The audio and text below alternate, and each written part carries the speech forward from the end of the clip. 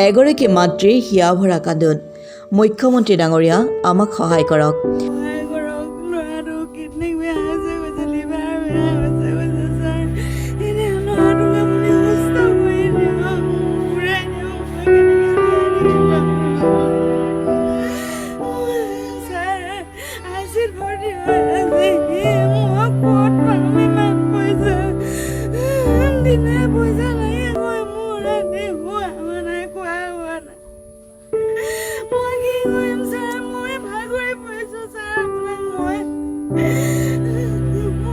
কৰ্মসংস্থাপন বিচাৰি বহিৰাজ্যলৈ যোৱা বকুল শইকীয়া 4 দিনে পৰি আছে বাংগালুৰুৰ এখন চিকিৎসালয়ৰ ICU বিচনাত।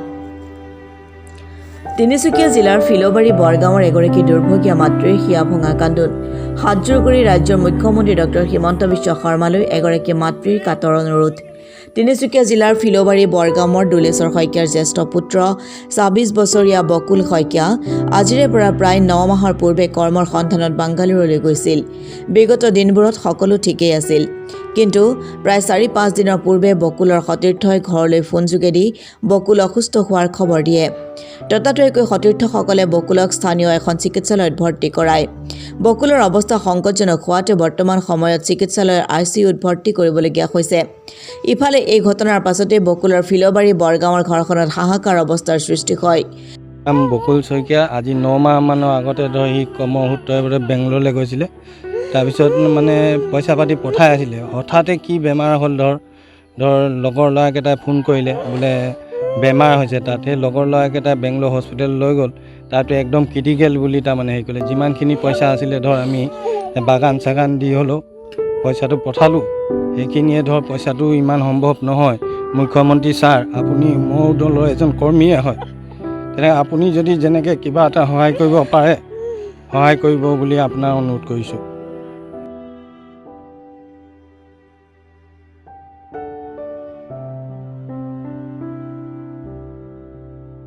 মোৰ ল'ৰাটো বেংগলৰলৈ গৈছিলে। বেংগলৰলৈ গৈ পিনি কাম বিচাৰি গ'ল। ঘৰৰ আৰ্থিক অৱস্থা বেয়া। সেনেকৈ 9 মাহমান হ'ল। তাত গৈ মেলি কাম বন কৰিলেগৈ। কৰি মেলি ভালকৈ পঢ়ি মেলি থাকি পিনি পইচা পাতি এনেকৈ পঠাইছিলে। কেতিয়াবা 8,000 পঠায়, কেতিয়াবা 5,000 পঠায়, এনেকৈ পঠাই মেলি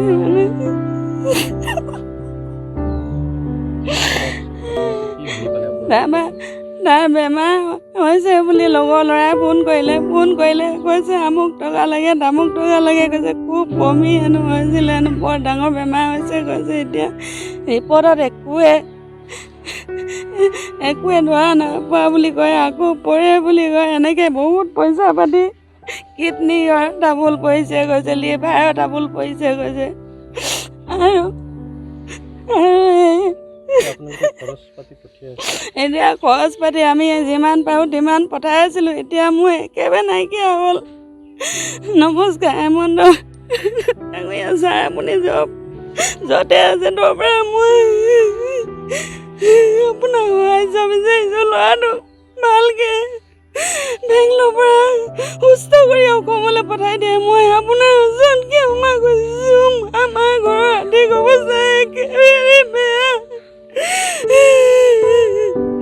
যিমানটো পাইছোঁ সিমানটো চাইছোঁ। এতিয়া মই নোৱাৰিছোঁ। ছাৰ, আপুনি সুস্থ কৰি ল'ৰাটোক ঘৰলৈ পঠাই দিয়ে। ছাৰ, আপোনাৰ ভৰসাতে আছোঁ। এতিয়া মই কি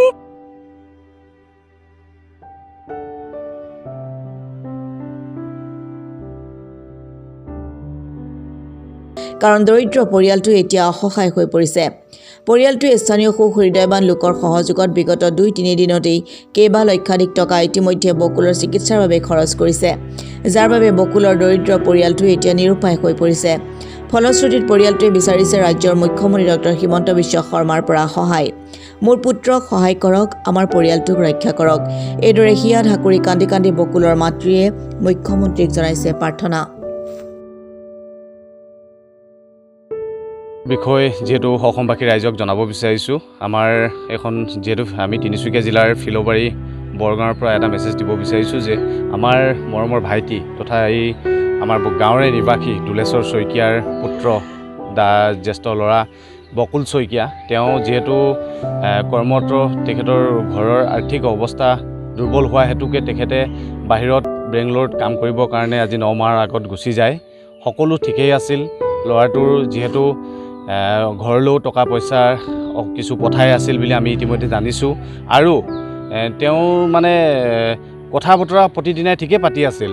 অচানক আজি 4 দিন হ'ল, 4 দিনৰ দিনাখনে তেওঁ ৰাতি প্ৰায় 2টামান বজাত বমি কৰিছে বোলে। ইমানেই বমি কৰিছে, বমি কৰি কৰি তেওঁ একেবাৰে চেঞ্চুলেছ হৈ গৈছে। তাৰপিছত কি হ'ব কি নহ'ব বুলি কৈ লগৰীয়াই ওচৰতে এখন হস্পিটেল নিলে। হস্পিটেলখনত আমি নোৱাৰিম বুলি কৈ আন এখন হস্পিটেললৈ ফৰৱাৰ্ড কৰিবলৈ তেওঁলোকে ক'লে। তেওঁলোকে কৰি কিবা বেংগলোৰৰ কিবা গ্ল'বেল হস্পিটেল শ্ৰীলক্ষ্মী বুলি এখন হস্পিটেলত তেওঁলোকে আজি 4 দিন হ'ল তাতে ICUত বৰ্তমান তেওঁ পৰি আছে। তো গতিকে কথা হ'ল কি, ICUত পৰি আছে মানে তেওঁ আজিলৈকে একো এটা পজিটিভ ৰিজাল্ট পোৱাই নাই। তেওঁ যিটো অৱস্থাত আছে সেইটো অৱস্থাতে আছে। আচলতে ল'ৰাটো কি হৈছিল, কি হৈছে, কিহৰ বাবে কি হৈছে, আমি বিভিন্ন ৰিপৰ্ট অনুযায়ী পাইছোঁ যে তেওঁ লিভাৰ এটেক হৈছে, কিডনিকত ডেমেজ হৈছে, আৰু বিভিন্ন তেনেকুৱা কেইটামান ৰোগ যিহেতু দেখা দিছে বুলি আমি গম পাইছোঁ। কিন্তু অনুৰোধ, আৰু এতিয়ালৈকে ইতিমধ্যে তেওঁলোকৰ ঘৰৰ পৰা লাখ টকাৰ ক্ৰছ কৰি মানে ইতিমধ্যে তেওঁলোকৰলৈ হস্পিটেললৈ পঠোৱা হৈছে পইচা, কিন্তু এতিয়ালৈকে আমি কোনো পজিটিভ ৰিজাল্ট পোৱা নাই। আৰু ইতিমধ্যে গাঁৱৰ ৰাইজৰ বিভিন্নজনৰ সহায় সহযোগ লৈ কিনি তেওঁলোকৰ আৰ্থিক অৱস্থা একেবাৰে অকল এই ঘৰৰ ভেটিটোতে আছে, আৰু এই ঘৰৰ ভেটিটোতে থাকি তেওঁলোকৰ আৰ্থিক অৱস্থা একেবাৰে জুৰুলা। সেই হেতুকে গোটেই ৰাইজৰ টকা পইচা উঠাই মেলি বিভিন্নজনৰ সঁহাৰিত তেওঁক ইতিমধ্যে যিখিনি টকা পইচা দি থকা হৈছে। আৰু কিমাননো দিব, আচলতে সেই টকা পইচা কিমানজনৰ পৰা হাত দাঙি ধৰিব।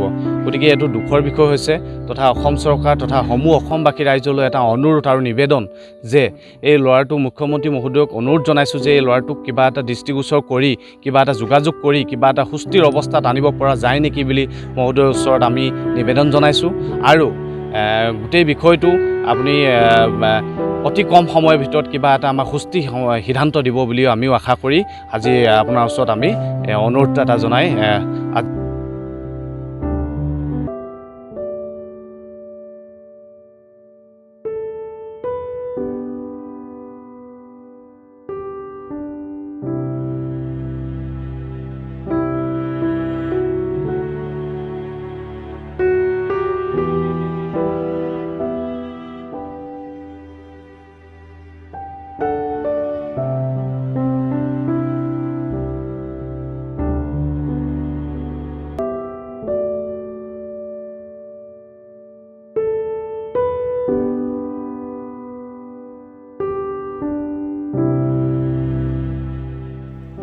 Bureau report, Assam today.